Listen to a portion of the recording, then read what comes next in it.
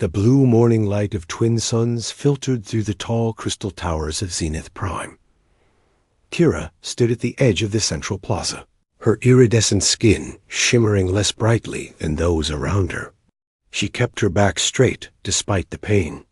The spinal ridge that marked her as different throbbed beneath her formal robes. Today was Judgment Day. Kira watched as others like her, those with small genetic variations, were called forward one by one. A high matriarch, with her perfect features and gleaming azure skin, sat upon a floating throne of living metal. Each time she raised her six-fingered hand, the fate of another Zenithian was decided. Kira, daughter of the third breeding pool, stepped forward. The voice echoed across the plaza. The crowd parted. Eyes watched her with mixtures of pity and disgust. Kira moved with grace despite her imperfection, her head held high. Years of scientific training had taught her to observe without emotion, but today she struggled to maintain composure. The high matriarch's eyes narrowed as she approached. Your genetic scan reveals a spinal formation irregular to the pure lineage standards. The Council has reviewed your case. Kira knew what was coming. She had seen it happen to others. Your mind functions adequately, the matriarch continued, her voice cold and clear. You will be reassigned to the outskirts. Your research position is terminated. Your reproductive privileges are permanently revoked. The words stung worse than Kira had imagined. 28 cycles of life, 12 years of scientific achievement, all reduced to nothing because of a small ridge along her spine that no one could even see beneath her clothes. Do you accept the wisdom of the council? The matriarch asked. Though it wasn't really a question, no one ever refused.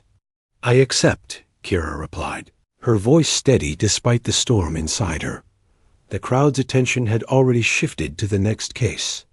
Kira was forgotten before she even left the judgment circle. She walked alone through the dispersing crowd, past the gardens where she had once conducted her research, toward the transport that would take her to her new life at the edge of society. 4 days later, Kira stood in her new living quarters, a small windowless room in the dim lower levels of the science outpost. The outskirts weren't as terrible as the stories claimed. The air was breathable, the food was adequate, but the emptiness crushed her spirit. Here, the unfit simply existed, serving basic functions that the genetic elite wouldn't waste their perfect bodies performing. Kira arranged her few belongings and activated her personal data tablet. At least they had allowed her to keep her research notes, though they were now marked as unauthorized for submission. She scrolled through years of careful observations on interspecies biology, findings that would never reach the Central Science Archives. A sharp buzz from the outpost communication system interrupted her thoughts. All available science personnel. Report to Level 3. Unscheduled arrival of non-Zenithian vessel. All available science personnel report to Level 3. Kira hesitated. Did all available include her? In her previous position, she would have been among the first called to examine any new species. Now, she wasn't sure if the message applied to someone of her reduced status. Curiosity won. She quickly straightened her plain gray uniform. No. Longer allowed to wear the blue of the science division, and made her way to Level 3.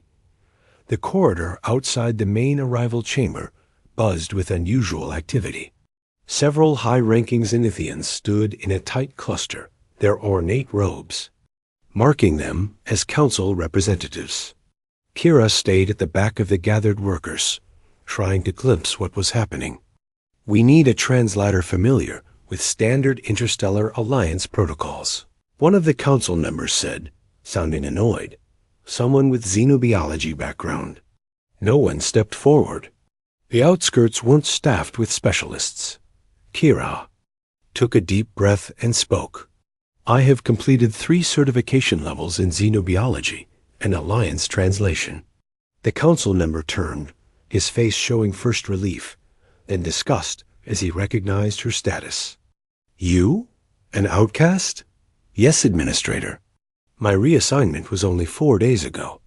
My qualifications remain valid. The Administrator looked her over with distaste. Cover that gray uniform.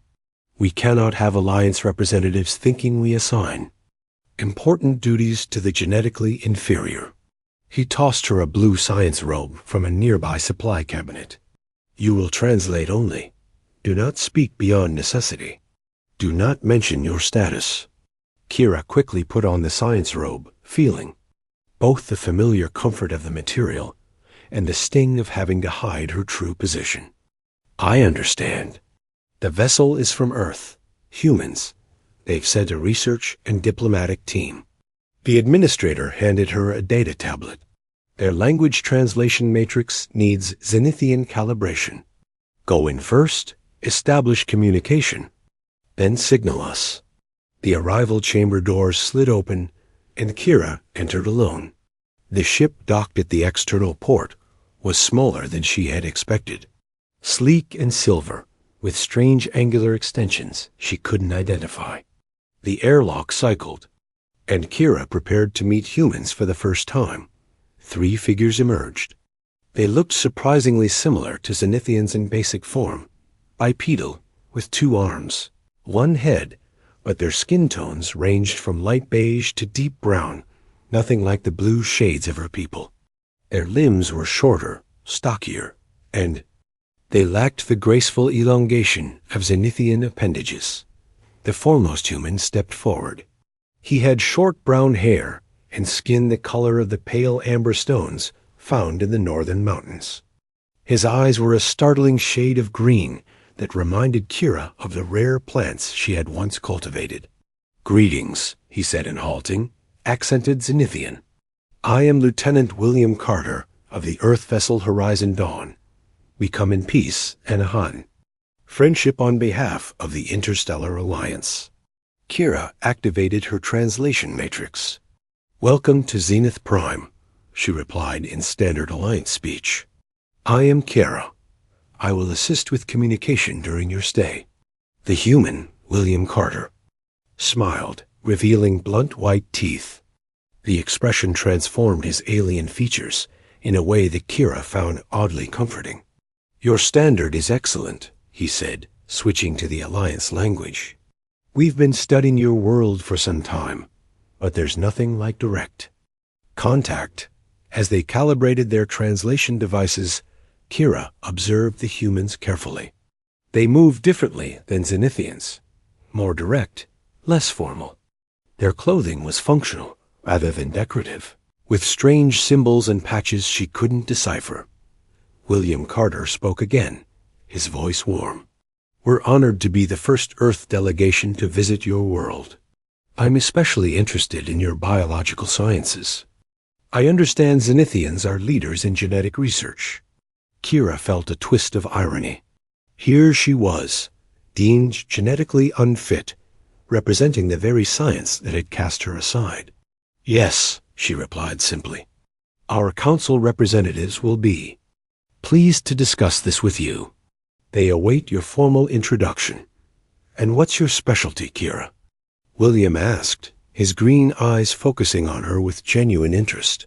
Before she could answer, the chamber doors opened, and the Administrator swept in with his entourage. Kira stepped back, lowering her eyes as protocol demanded. Translation metrics is calibrated, she reported quietly. The Administrator barely acknowledged her. Welcome, Earth delegates. I am Administrator Valen of the High Council. We are prepared to show you the glory of Zenith Prime. As the formal introductions began, Kira faded into the background. But she noticed that the human, William Carter, glanced back at her several times, a curious expression on his face. For the first time in days, she felt something other than resignation. A small flicker of something almost like hope dot. She quickly suppressed the feeling. Hope was dangerous for someone like her. She was here to translate, nothing more. But as the delegation moved toward the grand tour of the upper levels, William Carter fell back beside her. I never got to hear about your specialty, he said quietly. Kira hesitated, then answered truthfully. Interspecies biological compatibility, particularly between different atmospheric adaptations. His eyes lit up. Really? That's fascinating. I'd like to hear more about that later, if possible. Before she could respond, the administrator called sharply. Lieutenant Carter, you must see our achievement spires. Kira, remain available for translation needs. William nodded politely to the administrator, then turned back to Kira with a small smile. Later then, he said, before rejoining the main group. Kira watched him go, confused by the interaction. No one had shown interest in her research since her judgment. No one had looked at her as if she mattered. It was probably nothing, she told herself, just human curiosity. It would pass once he learned what she was, but a tiny part of her, a part she thought had died in the judgment circle, stirred to life again. 3 days passed before Kira saw the human again. She had been assigned to organize old research files in a small room far from the main reception areas where the Earth delegates spent their time. The blue robe had been taken back, replaced. Once more with the plain gray of the outcast, Kira sorted through dusty data crystals, each containing years of forgotten research. It was busy work, meant to keep her occupied and out of sight. Occasionally, her translator would buzz with requests for clarification on Zenithian terms, which she would answer briefly and professionally. The door to her small workroom slid open. Kira didn't look up, assuming it was another messenger with translation questions. There you are, said a familiar voice. I've been looking all over for you. Kira's head snapped up. Lieutenant William Carter stood in the doorway, his tall frame nearly filling the opening. He wore a dark blue uniform with silver trim, different from the one he'd arrived in. Lieutenant Carter, she said, quickly standing. Did you need translation assistance? He smiled, the same warm expression that had surprised her during their first meeting. Will, please. And no, I don't need translation help.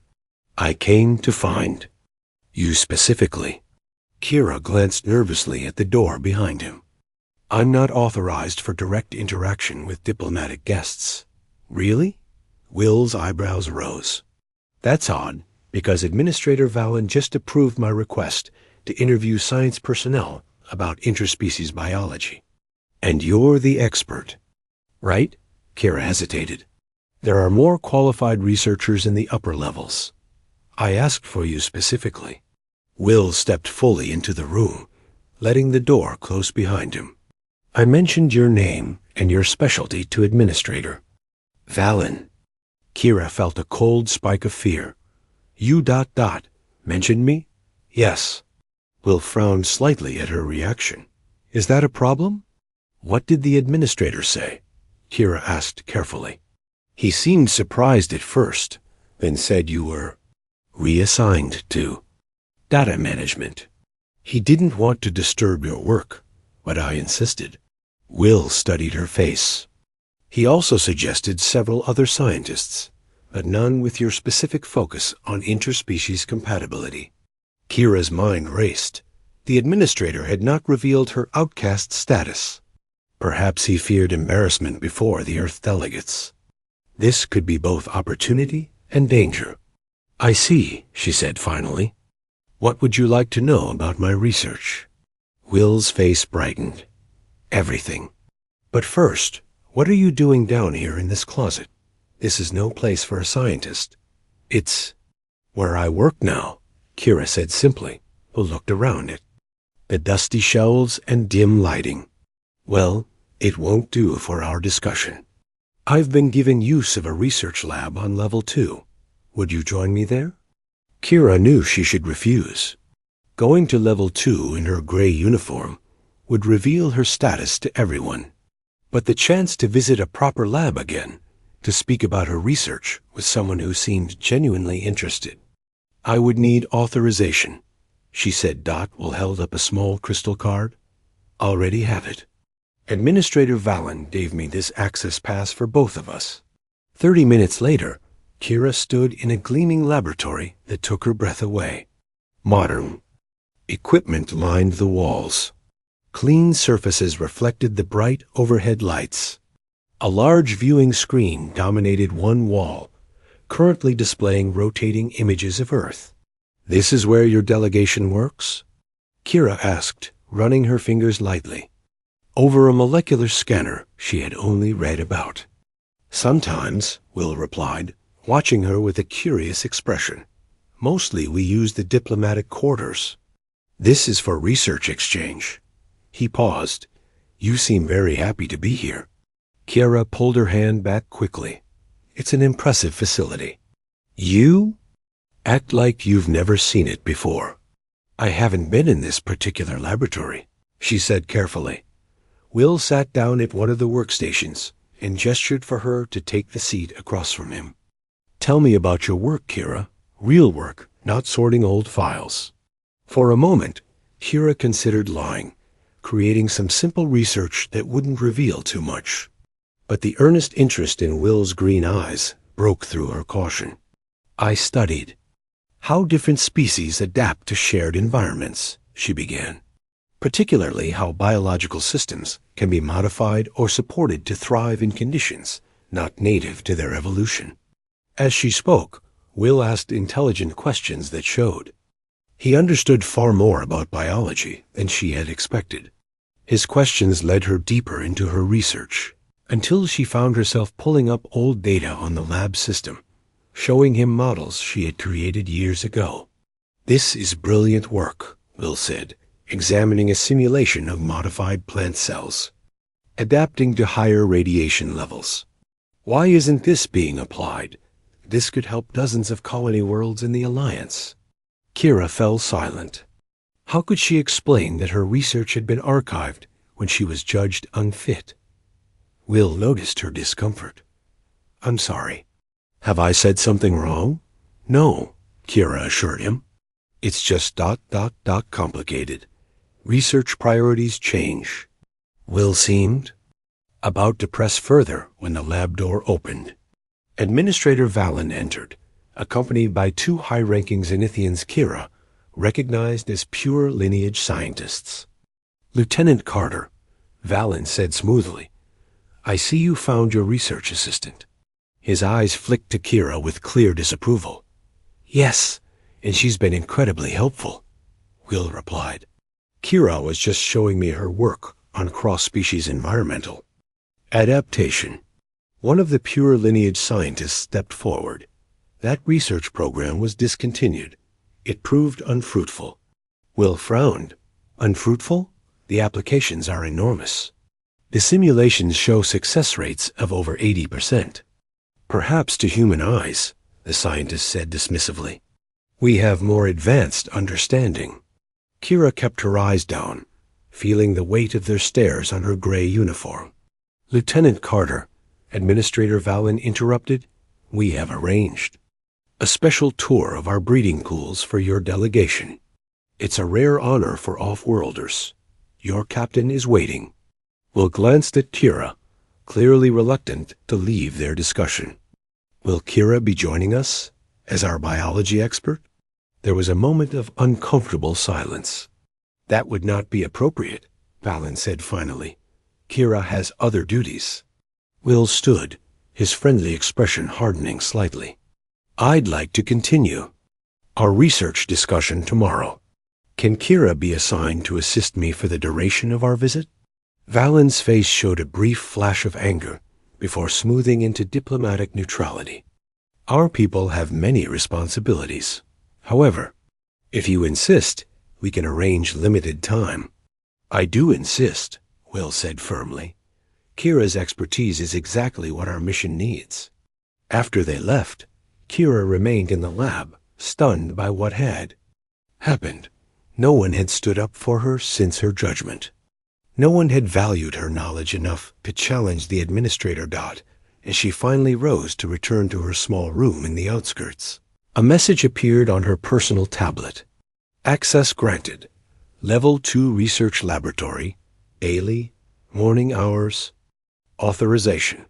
Earth Diplomatic Corps. Kira stared at the message, a strange feeling blooming in her chest. For the first time since being cast aside, someone had seen her value. A human had stood up to the administrator for her sake. She didn't understand why. She couldn't predict what would happen next. But as she walked back to her gray room in the outskirts, Kira's steps were lighter than they had been in months. Weeks passed, and the laboratory became Kira's sanctuary. Each morning she would arrive early, before most of the Zenithian scientists, and work alongside Will. Their research focused on creating a shared agricultural system that could benefit both Earth and Zenith Prime. Plants from both worlds grew in special containers, monitored carefully for signs of adaptation or stress dot, while brought seeds from Earth that no Zenithian had ever seen before. Kira showed him how to adjust the light spectrum to match the glow of Earth's single sun rather than the twin suns of Zenith Prime. These tomato plants are growing faster than they would on Earth, Will said one morning, checking the growth measurements. Something in your soil composition is boosting their development. Kira nodded, making notes on her tablet. And the Zenithian moonflowers are producing twice the oxygen in your Earth-style atmosphere. If we can understand why, both our worlds could benefit. As they worked, they shared stories. Will told Kira about Earth's oceans, vast bodies of water that covered most of his planet. He described swimming in waves under an open sky, something Kira could barely imagine on her carefully controlled world. Don't Zenithians swim? Will asked when he noticed her fascination. Only the elite, Kira explained. There's a recreational water facility in the upper levels. I've never been. Will frowned. That seems unfair. On Earth, most natural resources are open to everyone. Your world sounds very strange, Kira said with a small smile. No breeding pools, no genetic sorting. How do you know who belongs where? We don't, Will said. People choose their own paths, for better or worse. This concept both frightened and thrilled Kira. Choice was not something Zenithians valued. The natural order, they believed, came from everyone knowing and accepting their place. One day, Will arrived at the lab looking troubled. I attended a Zenithian science lecture yesterday, he said as they began their work. They were discussing genetic selection practices. Kira's hands stilled over her samples. Oh? They talked about removing certain traits from the population. Not just diseases, but things like spinal ridges that occur in a small percentage of Zenithians. Will watched her carefully. The speaker mentioned these traits made individuals unfit for reproduction. Kira kept her face carefully blank. That is our way. Is that why you wear gray instead of blue? Why you live in the outskirts? Will asked quietly. Because of something in your genetics? The question hung in the air between them. Kira had known this moment would come eventually. She straightened, her back feeling the familiar ache of her spinal ridge. Yes, she said simply. I have a genetic variation considered undesirable. I was judged unfit and removed from my position. Will's face showed a mix of emotions, anger, sadness, and something else Kira couldn't identify. That's why Administrator Valen didn't want you working with me. Not because you were busy with other tasks, but because they think you're inferior.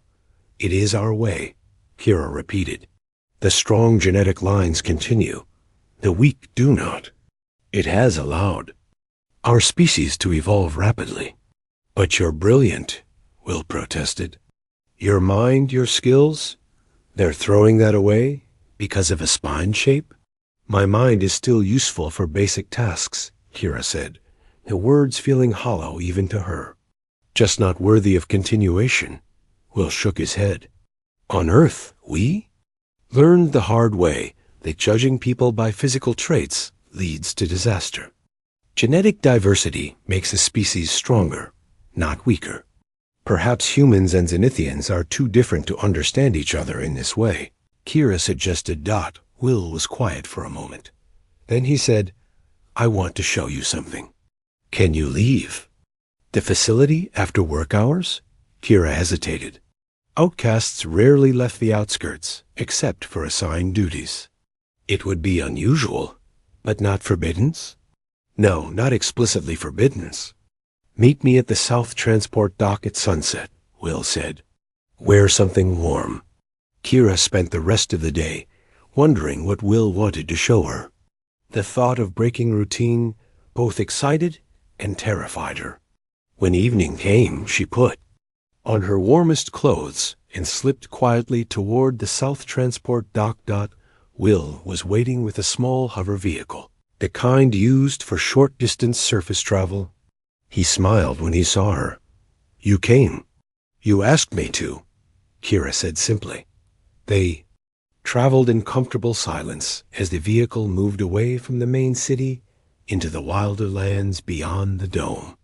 When they stopped, they were at the edge of a small lake surrounded by native Zenithian plants. The twin moons reflected on the water's surface, casting everything in silver-blue light. I found this place yesterday, Will said. Thought you might like to see it. Kira stepped out of the vehicle, her breath catching at the beauty before her. I've never been outside the city before. Never. Will seemed shocked. Those judged unfit rarely leave the outskirts, she explained. There's no reason for us to travel. Will guided her to the lake's edge. On Earth, we believe everyone deserves to experience beauty, to feel the wind and see the stars. Kira looked up at the night sky, seeing the familiar constellations from a new angle, without the cities. Protective dome filtering the view. It's wonderful. Watch this, Will said, picking up a small stone. He threw it into the water, creating ripples that spread out in perfect circles. Kira knelt down and found a stone of her own. Her throw wasn't as practiced as Will's, but the ripples were just as perfect. See that? Will said softly. Your ripples are exactly the same as mine. Nature doesn't care about spinal ridges or genetic rankings. They spent hours by the lake, talking more openly than they ever had before. Will told Kira about Earth's troubled history with genetic discrimination and how humans had moved beyond it. Kira shared painful memories of her Judgment Day and the dream she had abandoned. As they prepared to return to the city, Will asked, Do you have any personal research projects? Things you work on alone? Kira hesitated, then decided to trust him. I have a small garden in an abandoned section near my quarters. Plants with minor mutations that were culled from the main agricultural domes. I've been helping them adapt and thrive. Will's face lit up. Could you show me sometime? You want to see failed plants? Kira asked, confused. I want to see what you value, Will replied.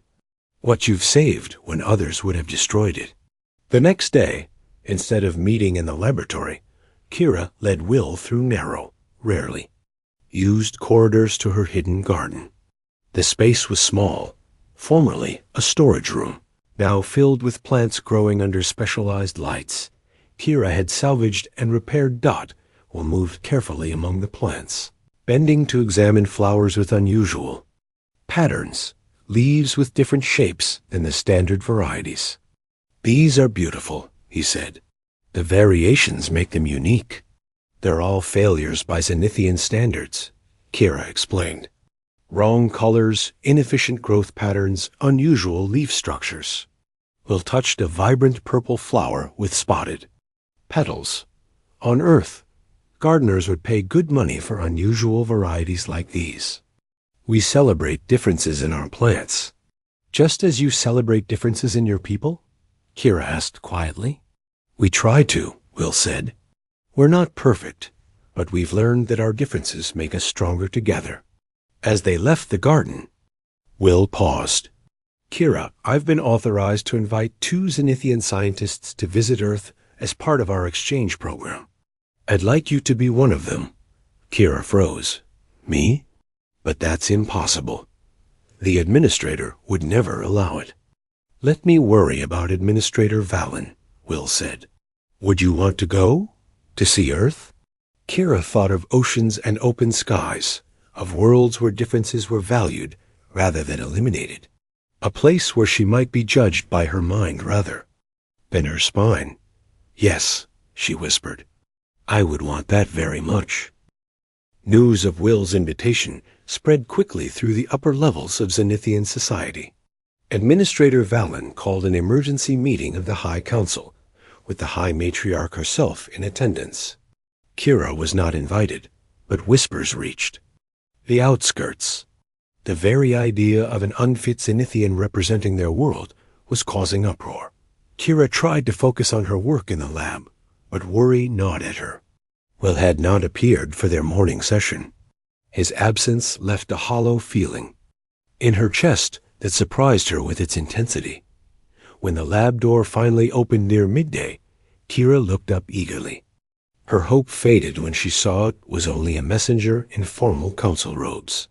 You are summoned to the High Chamber, the messenger said, not meeting her eyes directly. No one looked directly at the unfit. Kira's hands trembled as she put down her tools. A summons to the High Chamber was rare even for elite Zenithians. For someone of her status, it was unprecedented. The High Chamber glowed with the bioluminescent light of ancient crystal formations. The circular room held the 12 members of the High Council, seated on elevated platforms. In the center, the High Matriarch's floating throne hovered above a pool of shimmering liquid. Kira kept her eyes lowered as she entered. To her surprise, Will stood to one side of the chamber. His face showed relief when he saw her, but he remained silent. Kira of the third breeding pool, now classified unfit. The High Matriarch's voice echoed through the chamber. You stand before the council because of an unusual situation. Kira bowed low, as protocol demanded. I am honored by your attention, High Matriarch. Lieutenant William Carter of Earth has formally requested your participation in their scientific exchange program, the matriarch continued. This request has created a problem for our society. Administrator Valen stepped forward. To send an unfit individual as a representative of Zenith Prime would violate our most sacred principles. It would suggest to other worlds that we value flawed genetics. Will's jaw tightened, but a slight shake of Kira's head warned him to remain silent. This was Zenithian business, and his interference would only make things worse. However, the matriarch said, refusing the request could damage our new relationship with Earth and the Interstellar Alliance. This is the dilemma before us. Another council member spoke up. The human lieutenant claims that Kira's research on cross-species adaptation is valuable to Earth. We have verified this claim by examining the laboratory data. Her work, despite her status, does show unusual merit. Kira's heart raced. They had been monitoring her work with Will all along. We have reached a decision, the matriarch announced. Kira will not be permitted to travel to Earth as a representative of Zenith Prime. Will stepped forward, unable to contain himself any longer. High Matriarch, with all respect to your customs, Kira's scientific contributions, the matriarch raised her hand, silencing him. However, we recognize the diplomatic importance of this exchange. Therefore, a suitable pure lineage scientist will be sent in her place. This scientist will be briefed on Kira's research and will present it to Earth authorities. Kira felt a familiar emptiness washing over her. Once again, her work would be taken and presented by someone deemed worthy. Once again, she would be pushed aside. Furthermore, the matriarch continued, to ensure no misunderstandings, Kira will be transferred immediately to the Northern Research Outpost, where she will continue her work in isolation until the Earth delegation departs. Will's face darkened. That's unacceptable. The Council has spoken. Administrator Valen cut in. Lieutenant Carter, Your delegation's continued welcome on Zenith Prime depends on your respect for our decisions. Will fell silent, but his eyes found Kira's across the chamber. In them, she saw anger, frustration, and determination. Kira, you will gather your personal items and report to the Northern Transport Dock by sunset, the matriarch ordered. This meeting is concluded. As Kira left the chamber, she heard Will arguing with Administrator Valen, their voices rising. She wanted to wait for him, to say goodbye, but guards directed her immediately toward the outskirts to collect her few. Belongings dotted her small room. Kira moved mechanically, packing her clothes and personal tablet. The Northern Outpost was the most remote facility on the planet, a place where the truly problematic were sent to be forgotten. She would likely never return to the main city. A soft knock at her door startled her. When she opened it, Will stood there, slightly out of breath. "They're watching me," he said quickly, stepping inside. "I don't have much time." "You shouldn't be here," Kira whispered. "You'll only make trouble for yourself." "I don't care." Will said fiercely. "This isn't right, Kira. What they're doing to you isn't right." "It's our way," she said, the words sounding hollow even to her own ears. Will took her hands in his. They were warm against her naturally cool skin. "Listen to me. The Horizon Dawn received emergency orders this morning. There's a situation developing with another Alliance species. We've been recalled to Earth immediately." Kira's heart sank. "So you're leaving?" "Yes, but not without you." Will's green eyes blazed with intensity. "I've been ordered to depart within 48 hours. Before your transfer to the Northern Outpost." "What are you saying?" Kira asked, though hope was already rising in her chest. "Come with me," Will said simply. "Not as a Zenithian representative, but as my guest. Earth grants asylum to those facing persecution. Your treatment here would qualify."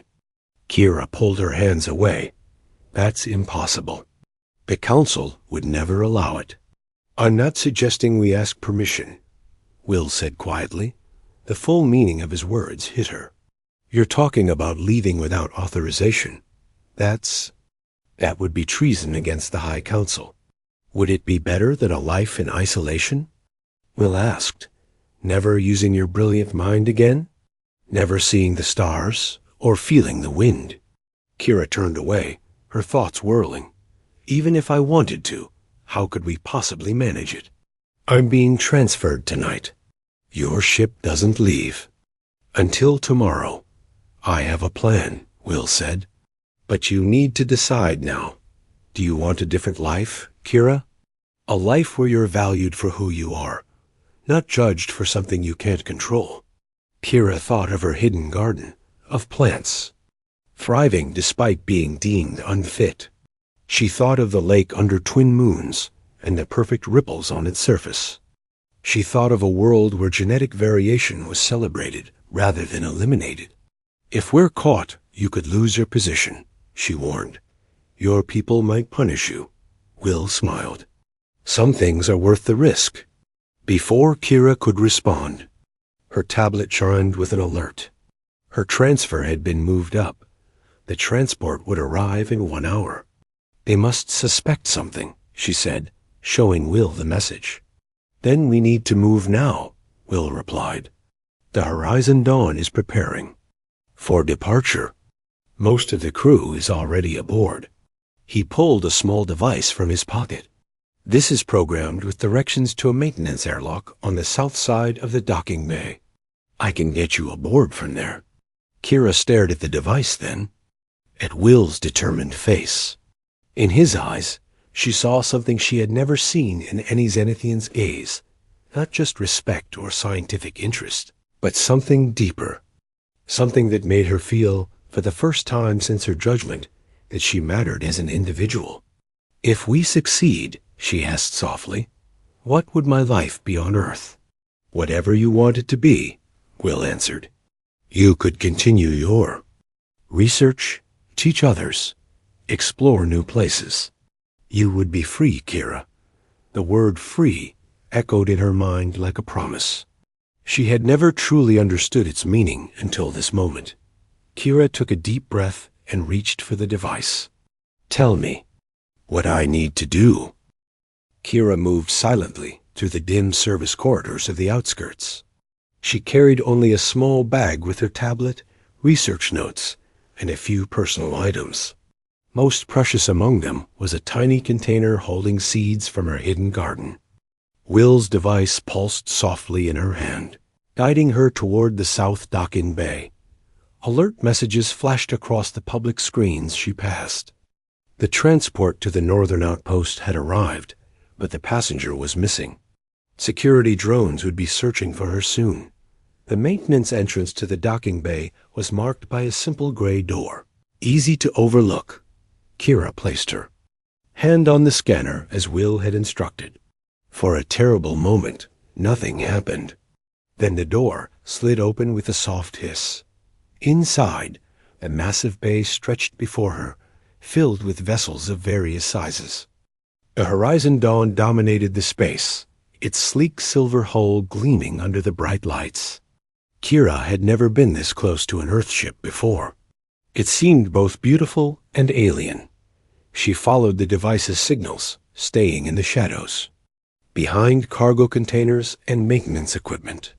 Twice she had to freeze as Zenithian workers passed nearby. Her gray uniform helped her blend into the utility areas, where other outcasts often worked menial jobs. The maintenance airlock was located beneath the ship's main body, partially hidden by loading equipment. As Kira approached, a small section of the hull slid open. Will's face appeared in the opening. Quickly, he whispered, extending his hand. Kira hesitated for one final moment. Everything she had ever known was on this planet, despite its cruelty. Toward her, it was home. A siren wailed in the distance. Security forces had entered the docking bay. Kira grabbed Will's hand and pulled herself up into the airlock. The opening sealed behind her with a soft click. "We need to stay hidden until launch," Will said, leading her through narrow maintenance corridors. "The captain knows you're aboard, but the fewer crew members who see you, the better. Won't your people be angry that you brought me without permission?" Kira asked as they hurried through the ship. "Earth has granted asylum to those facing persecution for centuries," Will explained. "Once we're in Earth space, you'll have legal protection." Will brought her to a small cabin deep within the ship. "Stay here," he said. "I need to be on the bridge for departure. Once we're clear of Zenith Prime, I'll come back." Alone in the cabin, Kira sat on the edge of the strange human bed. The reality of what she was doing finally hit her. She was leaving her world, her species, everything familiar. Fear and excitement battled within her chest. The ship hummed to life around her. Through a small viewport, she watched as the docking bay fell away. Zenith Prime, with its crystal towers and blue skies, grew smaller until it was just a glowing sphere among the stars. Hours later, Will returned. His face was tight with concern. "The Zenithian Council has filed a formal protest," he said. "They're demanding your return, claiming you stole scientific data." Kira clutched her tablet. "My research is my own work." "I know," Will assured her. "Our captain has denied their request for your return. We're now at maximum speed, heading for the nearest Earth outpost." For 3 days, Kira remained in the cabin, learning about Earth from information Will provided. She studied human customs, weather patterns, social structures. Everything seemed chaotic compared to the rigid order of Zenith Prime. On the 4th day, alarms blared throughout the ship. Will rushed into the cabin. "A Zenithian pursuit vessel is closing on us," he explained quickly. "They must have sent it immediately after we left." "What will happen?" Kira asked, fear tightening her throat. "We're faster, but they're gaining. We've sent messages to Earth Command requesting protection." Will took her hands. "Whatever happens, I won't let them take you back." The next hours were tense. Kira felt the ship accelerate, pushing her back against the cabin wall. Occasionally, the vessel would shake from evasive maneuvers. Then, suddenly, the ship slowed. The alarm stopped. Dotwell returned, his face breaking, into a wide smile. "We've reached the Earth defense perimeter. 2 Alliance vessels responded to our distress call. The Zenithian ship has broken off pursuit." Relief flooded through Kira. "So I'm safe?" "Yes," Will said. "Earth has formally granted your request for asylum. You're under our protection now." 2 weeks later, Kira stood on the surface of Earth for the first time. The single sun felt strange on her skin, warmer than she was used to. The sky stretched endlessly blue, without the faint purple tint of home. The gravity was slightly stronger, making her feel heavier. But most shocking was the variety of humans around her. They came in countless shapes, sizes, and colors. Some moved with difficulty, using devices to help them walk. Others had missing limbs or visible differences in their features. Yet all moved freely among their fellows, apparently equal. "It's overwhelming," she told Will as they walked through a park near the Earth Science Academy, where she had been offered a research position. "You'll adjust," Will said gently. "It took our species thousands of years to learn that our differences make us stronger, that visible traits don't determine a person's worth." "The Zenithian Council has declared me a traitor," Kira said, looking at her tablet. News from home still reached her. "They've held me up as an example of the dangers of allowing the unfit to make decisions. Are you having regrets?" Will asked. Kira looked up at the open sky, then at the wildflowers growing freely along the path, each one slightly different from its neighbors. "No," she said finally. "No regrets." 6 months later, Kira stood before a room full of Earth scientists. Her research on cross-species adaptation had expanded, incorporating both Zenithian and Earth biological principles. On the screen behind her, images showed plants from both worlds thriving in shared environments. "The key discovery," she explained, to the attentive audience, "is that genetic variation increases adaptability. What might appear as a flaw in one environment becomes an advantage in another." As she spoke, she stood straight and tall, no longer hiding the ridge along her spine. Here, no one judged her for it. Here, her mind was what mattered. After the presentation, scientists crowded around her, asking questions, offering collaborations. Among them were 3 Zenithians wearing visitor badges, young researchers looking at her with a mixture of curiosity and admiration. "Your work is changing perspectives," one of them told her quietly. "Even on Zenith Prime, some are beginning to question the old ways." That evening, Kira and Will walked along the shore of the Pacific Ocean. The setting sun turned the water golden. Kira still marveled at so much water in one place, at the freedom to simply walk beside it whenever she wished. "I received a message from the Interstellar Alliance today," Will said. "They've approved funding for our joint research center. We'll be able to bring more scientists from different worlds together." "Including more Zenithians?" Kira asked. "Especially Zenithians," Will confirmed. "Particularly those whose ideas don't fit the traditional mold." Kira smiled, thinking of how her life had changed in just 1 year. From an outcast in the shadows to a respected scientist whose work was changing worlds. "You know," she said, in Zenithian stories, Earth was always portrayed as a primitive place where chaos ruled. And what do you think now?" Will asked, taking her hand. "I think," Kira said, looking at their joined hands, her blue skin against his tan, "that sometimes chaos creates the most beautiful patterns." Will smiled and gently kissed her forehead. "On Earth, we have an old saying, 'The stone that the builders rejected has become the cornerstone.'" "What does it mean?" Kira asked.